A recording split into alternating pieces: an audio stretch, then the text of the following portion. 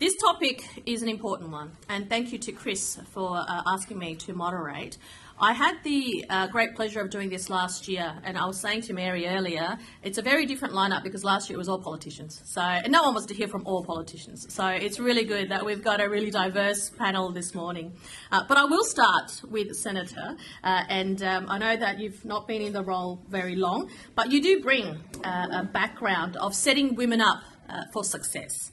And fresh perspectives, I think, is always important in politics, especially as a newly appointed senator. What do you think that the Liberal Party can do at the federal level to reconnect with women and young people on climate issues?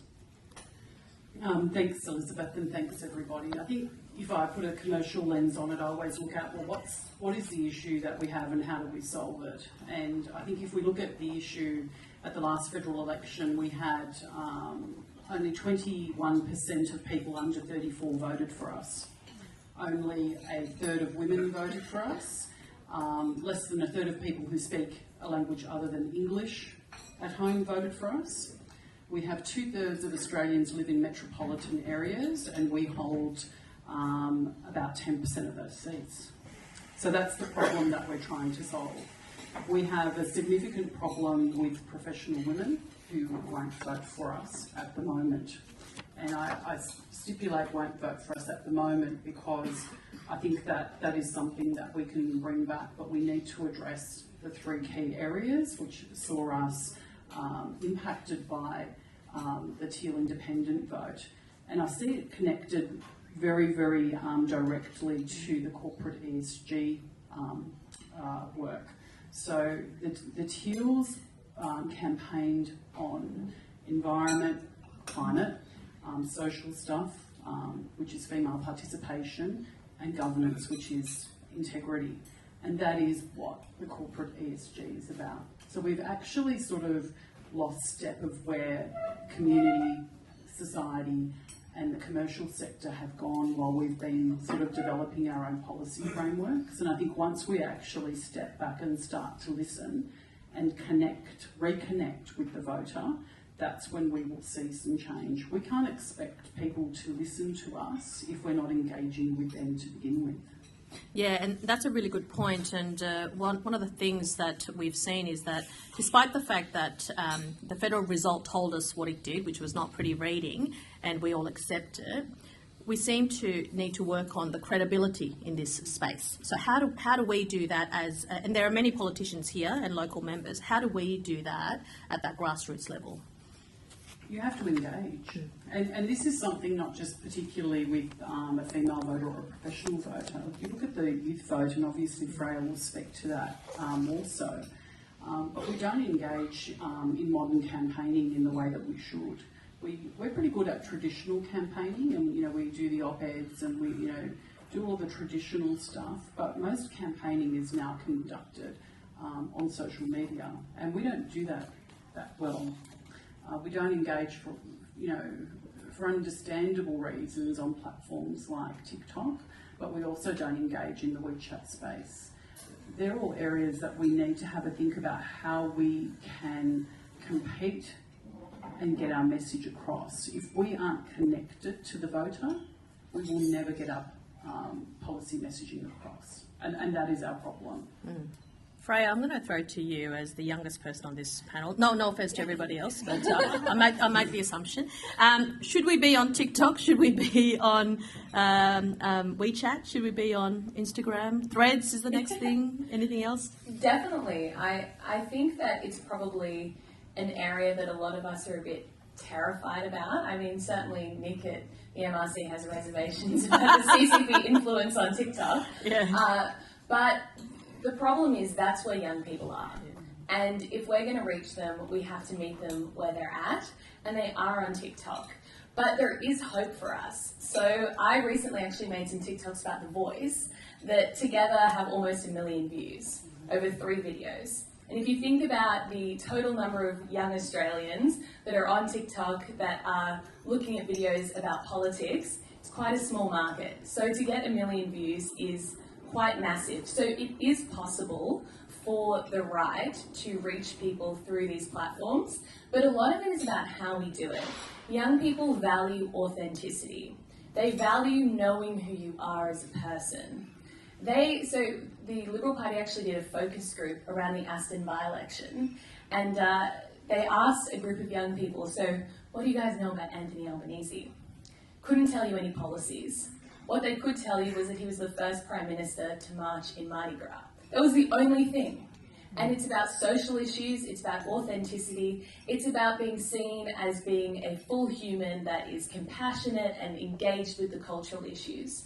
And it doesn't mean we have to mirror what the left is saying on all of these issues. Not at all. We just have to be engaging, as Maria said, and we have to be really authentic and open about how we communicate that on social media. And young people will respond well, because there are certainly kernels of hope. 60% of young people want to start their own business. We know that 72% of young people, their greatest hope is to own their own home. And for 60% of young people, their greatest fear is not being financially well enough to afford the lifestyle that they want. Those are all areas that we can attack from a liberal and centre-right perspective, but it's just about how we do it. That's a really good point, because sometimes I think that we get criticised for not caring about the issues that young people tend to care about. But when you look at home ownership, when you look at business, that's really core values for the Liberal Party. So taking it to the climate and environment lens then, what does the Liberal Party need to do to engage young voters to get credibility in this space? Totally. Well, I think the first thing we need to do is we need to actually set out the terms of the debate. The left will always play along the lines of, we need to spend the most amount of money, we need to have the heaviest market intervention, and we need to be seen to be doing the most. We need to be engaging in the space, but not on the same terms as the left, because they will always outspend us. We're never going to be a left-wing party. That's not who we are. And so we need to understand, what does it actually look like to have successful climate and energy policy? And then how can we communicate the value of a liberal perspective on these issues? And really, I think a lot of it is actually a re-education exercise, because I've gone through university and the school system, and it is pretty much, the vast majority of it is from a very left-wing perspective. And so we need to be starting from first principles. What does good government look like? What is a liberal approach to climate and energy? And how is this the most successful approach? Yeah, thank you. An area that we traditionally have done well in is the business sector. And I'm going to bring in Dr. Mary Stewart into this discussion. What have you seen in your experience in terms of what the business community is wanting from their leaders, government leaders, in terms of climate being taken seriously, climate action being taken seriously? I'm very glad to know that you don't want to hear about from politicians today, because I definitely am not one of those. As a politician, I'm a very good engineer. What do governments want from, what do our clients want from government? They want certainty. But they actually don't care what that certainty is. They want a line in the sand, so they know what they're aiming for. But just remember that they have extraordinary pressure from their investors. And I'm not going to say all of them, the majority of the corporate response that we're seeing that really is driving down emissions in Australia is a function of investor pressure. It started with the Climate Action 100. 100 companies globally were targeted by the activist investors, and the investors required the companies to reduce their emissions in order to maintain the investment that they were getting. And that's what's been spreading. And that's what's been driving our clients for the last 7 or 8 years to make real emissions reductions. What we saw when the Albanese government came in was certainty. There was a target, and we absolutely saw cash flowing because they knew what they were aiming for. So if you want the business sector on side, when you're going, you've got to just give them certainty. Don't muddy the waters. Make it very clear to them what they're going to have to aim for under your rule, and that's all that they need. They will sort it out. We have all of the technology we need to deliver emissions reductions out to 2035 or 2040. It's commercially viable. They've just got to have the certainty to enable the cash to flow. Yeah, that's a really good point. And you talked about obviously investor pressure. No good investor wants to throw bad money, good money after bad. And we've talked about, Freya mentioned that, of course, we're not going to ever outspend in terms of government spending. Is there something in that space, Mary, that you can see from the business perspective that governments, right-leaning governments, can do? I mean, the investor pressure is coming from the long-term investment plays, the superannuation funds. People are looking at a 20 and 30-year time horizon on their investments, and they know that runaway climate change is a huge risk to their investments. And in order to maintain the viability of their funds, never mind the profitability of their funds, they've got to make sure that climate doesn't impact on their holdings post-2030. What we're starting to see is climate's impacting on those assets now.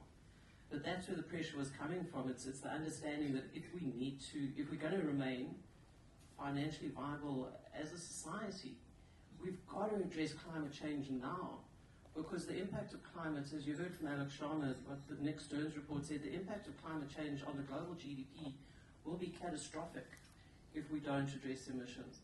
And that's where the pressure came from. That's why the investors started this work on driving emissions out of their investments, because they know it's the only way that their funds will remain sustainable in the long term.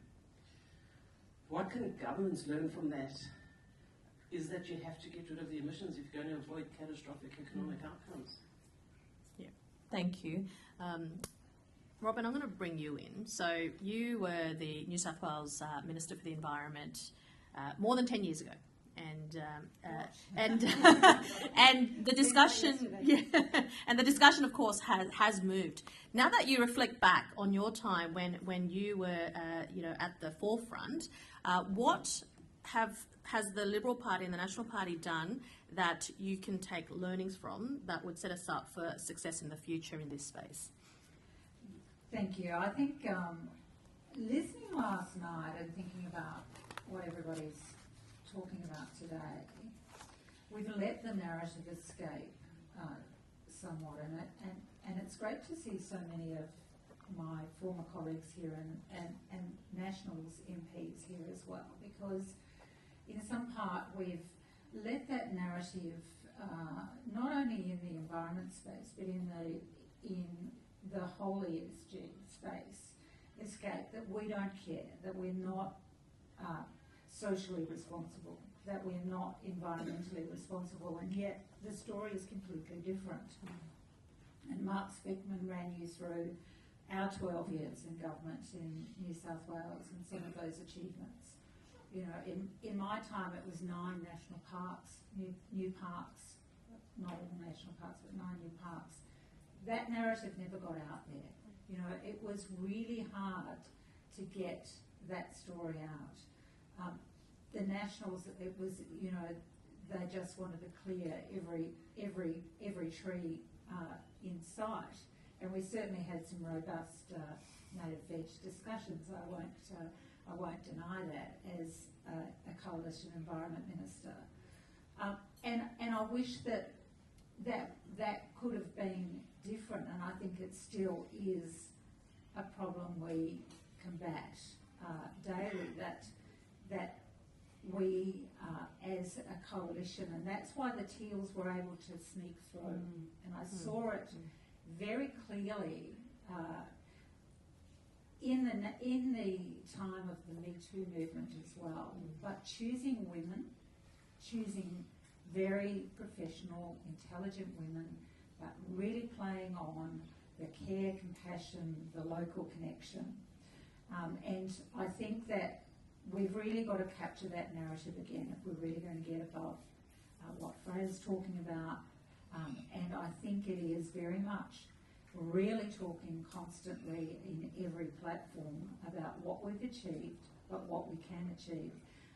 And I don't know in terms of where we go with that, but once some of those MPs succeed, they're there for the long term, and the reason they're there for the long term is because they connect locally continually. Here we've got Zali Stedel. She came up through that local connection, mobilised 400 people at a campaign meeting, and it's continuing. So it's about mobilisation, connection, and re-energising our narrative. So using platforms such as, social media, all of those opportunities that we have. I guess that was the hardest thing, was to tell people that story. And I see now with the Men's government making the same mistakes, but the media not jumping on those same mistakes. In fact, never jumping on those same mistakes. So I don't have a silver bullet, but I think we can't just retreat to the trenches. So, given that your experiences as Cabinet Minister and you raised yourself the robust discussions that happen behind closed doors, what would you say about the internal pressure sometimes that pro-climate and environment, Liberals and Nationals face within their own party room about some of their views and wish to actually take it further? What's some of the tips? That's personal advice too, I think. I'm listening too. Yeah. Because we all have them in our party rooms. Am I right in saying that? Yeah, we all have them in our party rooms. Yeah, well, I'm sure there's some robust discussions currently about culling Brumbies in the Snowy Mountains in Kosciuszko, and the current government's got that issue before them. And look, there are things that we will agree on, and native veg was one of the ones that was more robust, but there were more things. And I currently sit on a local land services board, and Dave Lizell's a local member here. Where are you, Dave? Where I see commonality in terms of care for the environment from young farmers and older farmers who understand the effects of climate change, who see every day weather patterns and changes. So finding those commonalities. But there are robust discussions in terms of what the push and pull, and turning what some people see as a productive former farmland into a national park is an interesting discussion to protect native species. That's a robust discussion behind closed doors. It's worth a mini-series, but there are times when you can see that there is a commonality, and all of us, though, understand now when we're talking about climate change the effect if we don't get it right, if we don't think about now, and thinking of young people talking about climate change is a no-brainer for them. But when we're talking about the housing crisis, the burning platform of climate change is in the background, but we're talking about the housing crisis. The commonality we all have to deal with is how to make housing sustainable, how to build more houses, but how to do that in the way in which we don't increase the urban heat that we have in Sydney, for example, how we don't build more houses on floodplains, how we make sure that we are not increasing our carbon footprint in the way in which we have in the past. So there are commonalities, but there are certainly robust discussions behind closed doors. And now I'm seeing an enthusiasm for nuclear that is uniting like never before. So there's hope. Thank you for that. Maria, we've seen and heard, obviously, from Alok last night about the very important leadership role that countries like Australia can play on the international stage. But we also know that it's the responsibility of states and territories in many ways to ensure that a lot of environmental and climate change policies are implemented at the grassroots level. So what do you see as your responsibility as Senator for New South Wales, but in federal parliament, in terms of that engagement with state and territory parliaments? Look, I think it's a critical stakeholder relationship, right? So I think we can't take an approach. Our community is not interested in whether it's a local, state or federal government issue. They're interested in the governments that they have elected in fixing the issue and collaborating in a way that delivers the required outcomes. So for us to sit there and go, well, it's not our problem, it's the states, and to put our head back in our books and not deal with it is no longer acceptable. So I think we need to find a way to have that discourse, which is particularly challenging if, there are, political and ideological differences. This federal government has got an interesting set of circumstances now where they actually, are politically aligned across all the states. So it'll be interesting to see how they are able to manage that to deliver what they need to do from an environmental perspective, particularly as you link it as we've spoken about now in housing. We have an absolute crisis in housing. It's not just a rental crisis, it is a complete housing crisis that is predicated by a lack of supply. We have a lack of supply because people don't want bad, ugly development in their areas, and local councils have been the first layer in shutting that down. We need to put the appropriate pressure from top down to find a way to change that. Whatever you want to call it, whether it's NIMBYism or whatever it is, ultimately people need somewhere to live. They would like to live in the community they are currently in. Most kids want to live somewhere near where their mum and dad are, and that's what we need to be able to address as part of the problem and the solution. If you're not going to have sustainable development in your own community, where are your children going to live? Yeah, good point.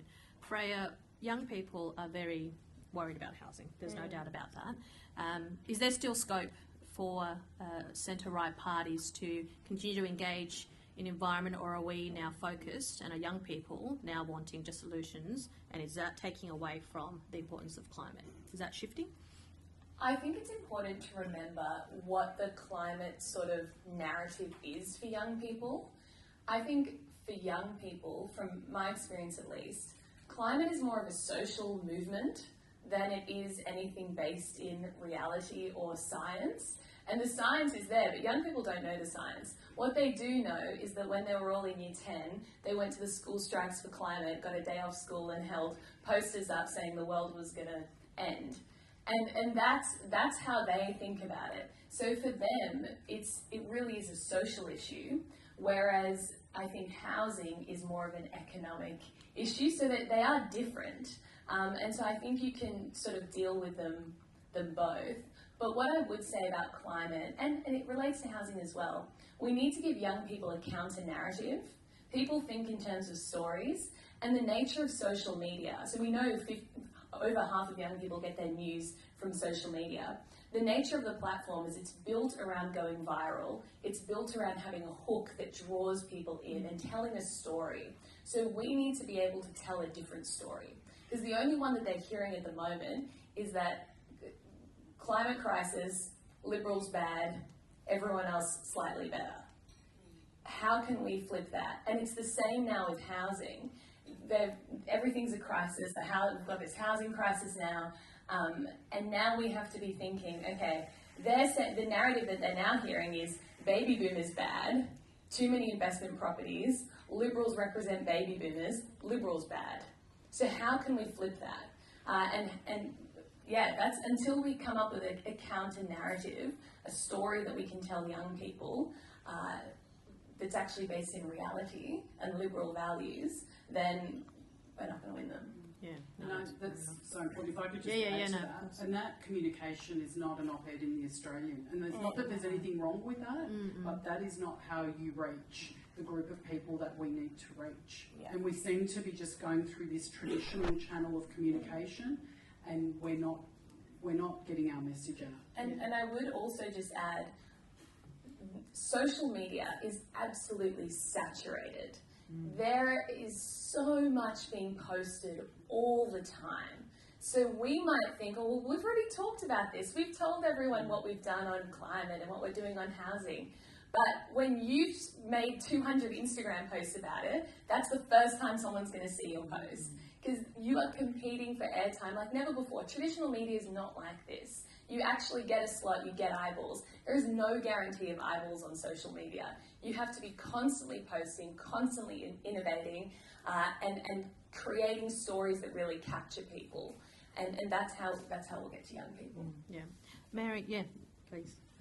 So I'm a bit of an outlier here, and I thought I'd explain how I found out about the Coalition for Conservation. It was deep in the depths of the lockdown, and there was this session that Christina hosted that was Theresa May in conversation with Gladys Berejiklian about implementing climate policy. And listening to those extraordinary women explain what they did on a day-to-day basis is what sucked me in. And last night, Alex Sharma referred to when he heard Margaret Thatcher talking and was a conservative from the age of 11. You have extraordinary talent. You need to use them in the way that people are able to hear them. Yeah. So that's really interesting from your perspective as a non-political or non-engaged political person. And in terms of Theresa May, Gladys Berejiklian, very, very impressive women on the centre-right of politics. And I think that we can all agree that they have played a huge part in raising the credibility. Is that the answer? Having, I think, Maria and Robyn also referred to it as well, having some really good, strong female leadership in this space as well. Is that going to make a big difference? So we put out a job ad in Perth. We got 600 applicants, 5 of whom were women. Oh, wow. And that was an issue. And I would try to work out, was it an energetics issue or was it an industry issue? And it was both. And what we found out was if you advertise a job and you say, there are these 17 things this person needs to do, a man will apply if he can tick off maybe 5. Women will only apply if they can tick off all 17 and do it 100%. There is a very different way to how people access information and what it means to them. So you need to work out, and that's what I'm saying, yes, you need strong female voices, but you need the message to match how people receive it. It's not my area of study, but that's just what we've seen, is you've got to work out how people want to get the information as well as how you want to deliver it. Yeah.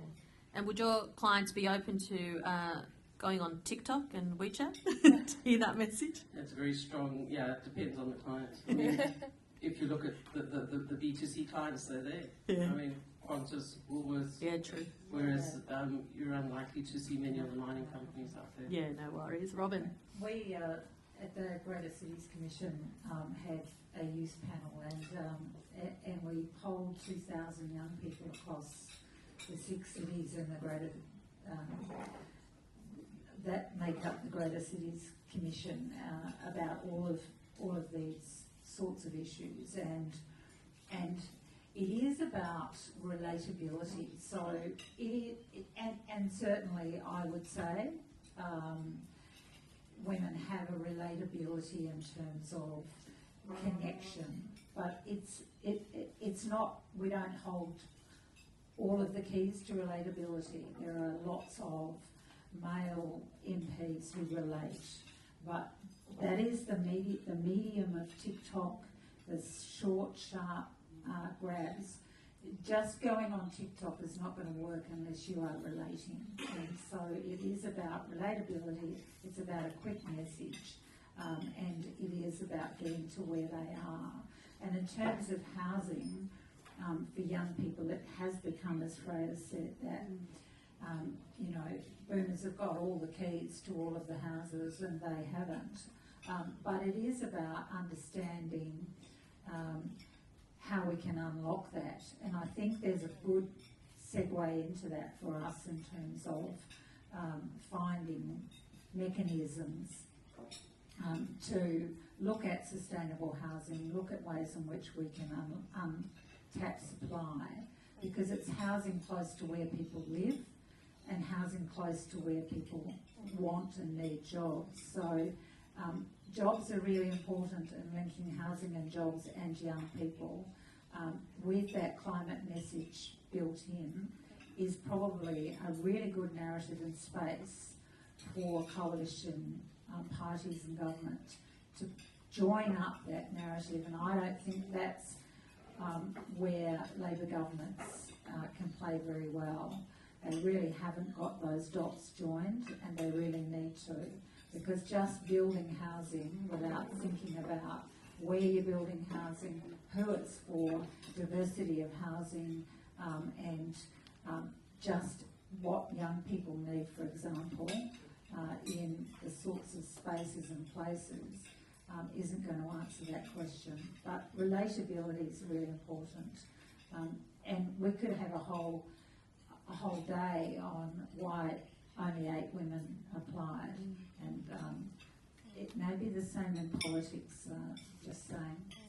Yeah, no, I think relatability is a really key thing because, and it's a chicken and egg argument too, isn't it? In terms of, I was talking last night to one of the younger female advisors, and we were having a discussion about how do you draw more women into the Liberal Party, and it's hard when you've only got, in a room full of 50, 60 people and there's 8 women, to encourage other women to come. But at the same time, we know because the research and the reviews and all of those things have told us that women are more likely to vote for women. Obviously not always, but they're more likely to vote for women. I'm sure that young people, you're going to be looking at young people to represent you in parliaments as well. So it is a relatable thing. Just in terms of housing, because that's come up quite a lot. Any tips, perhaps I'll start with you, Mary, in terms of how the centre-right parties can harness that, I suppose, desire and need within the community for political leaders to take housing seriously, and how we marry that up with climate and our focus on that. So, as Elizabeth mentioned, I'm the president of the Energy Efficiency Council, and one of their 4 themes is affordable and healthy housing. And it's very difficult to have affordable, efficient, effective housing without paying due attention to the climate impacts of that housing. So it's absolutely at the type of housing we need, we have to make sure that they're built efficiently, because it reduces the costs for the people that live in them, as well as reducing the emissions. So there's a very clear case there for building the right housing. You have to build those houses in the right place. And what we've learned from Lismore is we can't build in the 100-year flood zone. We also have to look at the heat island impacts, because those heat island impacts are going to drive up the prices of living there, because it's going to cost you so much to keep yourself cool. So when you're looking at the housing debate from a climate perspective, anything that you build has to be efficient, but you've got to be careful, and Western Sydney has a challenge about where you put houses going forward. Yeah. Freya, I mean, some of those issues that Mary's raised are very practical ones that any government can implement for housing. Is that the kind of thing that young people will be drawn to and attracted to? Definitely. I think that young people, on the one hand, can be seen as progressive, but that also means that they're open to innovation. And there's a reason we're the Liberal Party, not the Conservative Party.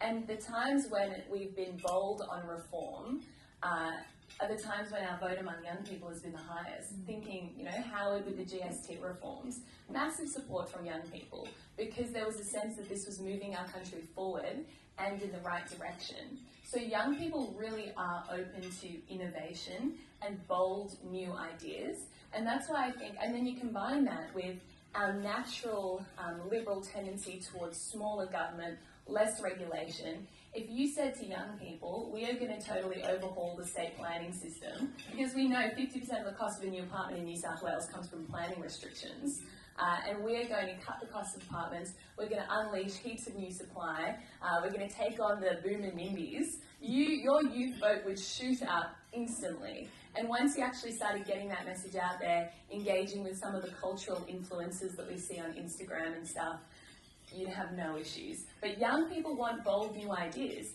There's no reason our party can't deliver those. It's very interesting. So, bold new ideas, engaging on TikTok. How do we do that without putting the boomers offside? Is that Robyn or me? Oh, either. Yeah. Well, most people on TikTok would assume that we are the party of boomers, and I liked what Robyn said, which is like the boomers hold the key to all the houses, and we're the party that protects the boomers. So we've got a bit of a challenge here. So my professional life before I came into the Senate, I spent nearly 20 years owning a franchise of the ANZ Bank and literally dealt with thousands and thousands of people buying homes or businesses. And that's the Australian dream. I had the privilege every day of dealing with people realising their dreams. Sometimes I had to shatter those dreams, but most of the time I tried to help people realise those dreams. We need to come, we're the party of opportunity. That's who we are. That's why we have a migrant story.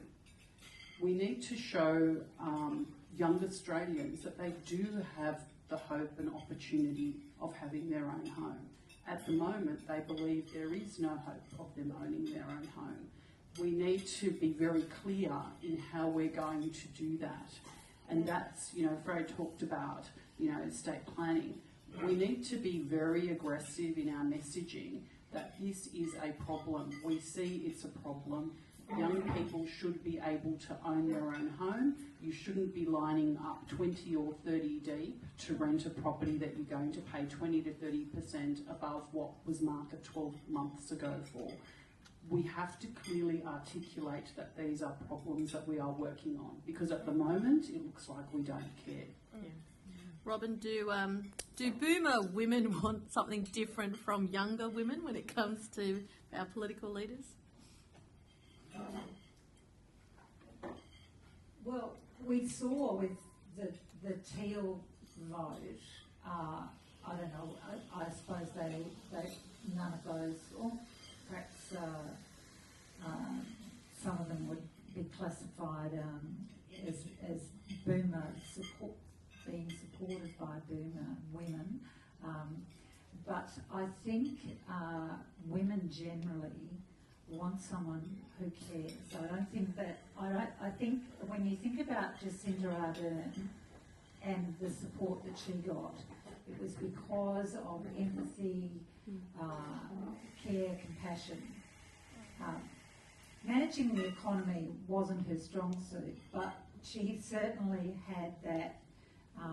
And Gladys Berejiklian, you mentioned some of the other strong leaders. Those sorts of things that ESG strength was really important.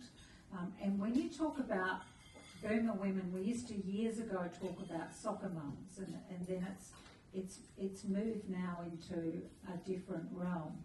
But the boomer women are the mums of those kids who are trying to get into housing. And I can tell you they are just as concerned for their children about how they're going to get into a house, what the future is going to be like for them. And so I think there were some really great initiatives of the last government. And I'll give you an anecdote of two of my kids, and we're seeing this on the Central Coast. Movement of people during COVID, because work from home meant they could be more flexible. So moving to the Central Coast, a commute distance, and the Perrottet government brought in a stamp duty difference that could be paid off yearly instead of in that lump sum. A fantastic initiative. Young people grasped that, grabbed that and took it and ran with it. The current government threw it out. But those sort of bold ideas, as Freya said, boomer parents really engaged with that, really thought that was a fantastic initiative. It wasn't promoted enough. But those sorts of ideas, the parents of those younger people trying to get into houses are just as concerned about the future in terms of the environment, because they know their children are inheriting that and their grandchildren. Yeah. I'm going to now open up to the audience for any questions. And I guarantee you none of these have been vetted because I've no idea who's going to ask what. So this is a genuine open discussion. So if there's anyone in the audience who would like to either pick up on a point that's been discussed or ask something completely new, now's your chance. Yes? I feel very challenged, and you know me because I've got a whole range of issues that you've opened up. But let me just say the one thing that I do concern is the way in which people are using electronic media and forgetting how to engage personally with people. I find that Liberals are not out in their electorates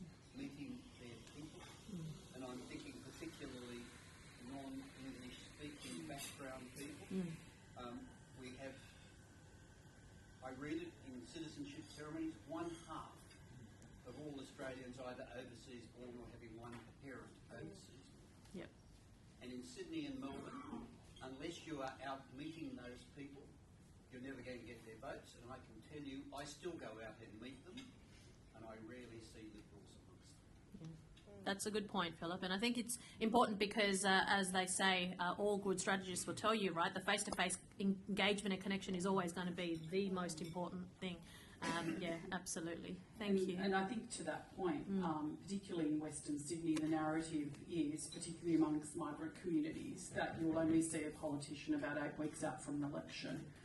That's not when you engage with the community that you want to shift. Yeah. And can I say that, like, I mean, from a migrant background myself, when I first moved to Australia, and that's, you don't know anything about Australian politics, right? So you just go with what people tell you. And it was, certainly back in the 80s, oh, no, you vote for Labor because they're for the working class, that's what you do. And so for a long time, my parents voted Labor because I was just told that's what you do as a migrant. I think that is shifting quite a bit, but we still need to be engaging so that, you know, the migrant community knows we're there. Yeah. And can I just add as well, I think scarcity is value, and now that so much of our lives are digital, those in-person interactions take on a whole new level of value, and they are so important. But one of the challenges is that we can't just do one or the other. Social media, needs to be about how can you get across a whole party platform to really shift someone, push someone over the line so they're actually agreeing that, you know, the Liberal Party stands for something worthwhile and they have a grasp about policies.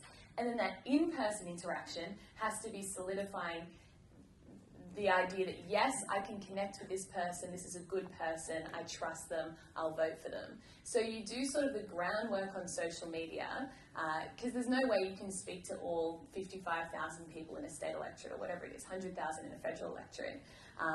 And then the in-person interaction is about really sort of solidifying that connection to the community. And it goes back to relatability, isn't it, in terms of connection, yeah. Any other, yeah.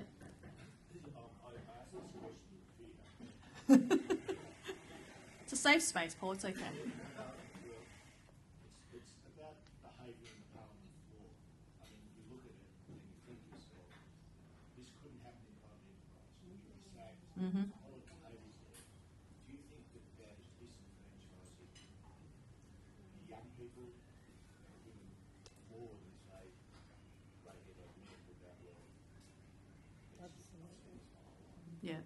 Maria, can I? Yeah, I think we have to move away from saying that's politics, right? Yeah. Because it's not. Yeah.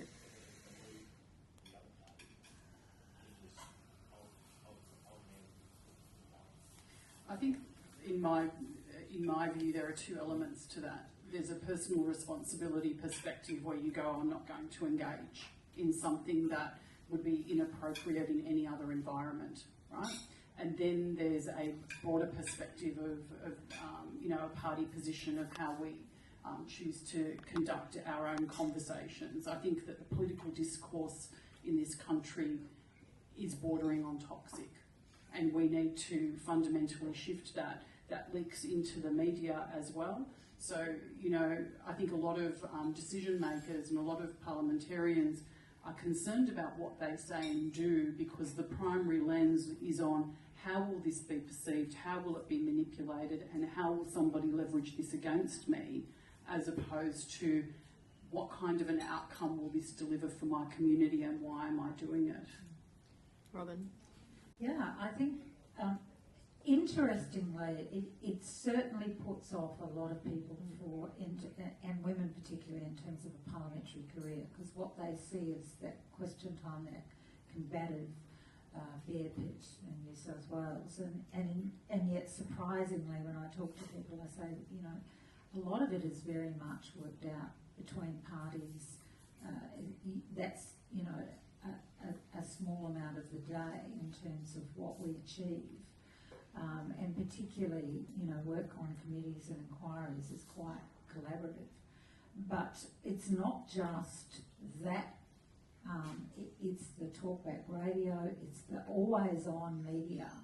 When we're talking about social media, it's the always-on media cycle that is churning this negativity in terms of the political debate. So where, you know, historically there'd be a letter to an MP and a response. Now it's this constant barrage of vitriol and emails and nasty stuff, fueled by talkback radio, fueled by all of that machine, that it's just, this story's got to keep going, the 24-hour news cycle. And we either have to play in that space or not. That's the reality. And some people manage it with grace, and, you know, Gladys was dealt with respectfully all the way through. But it's tough. And some of the stuff that you get as an MP would just, it's just mind-boggling, the things that people say behind a screen.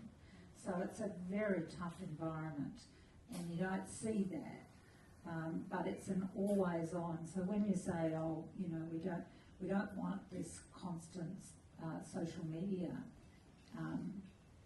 environment, it's a reality now.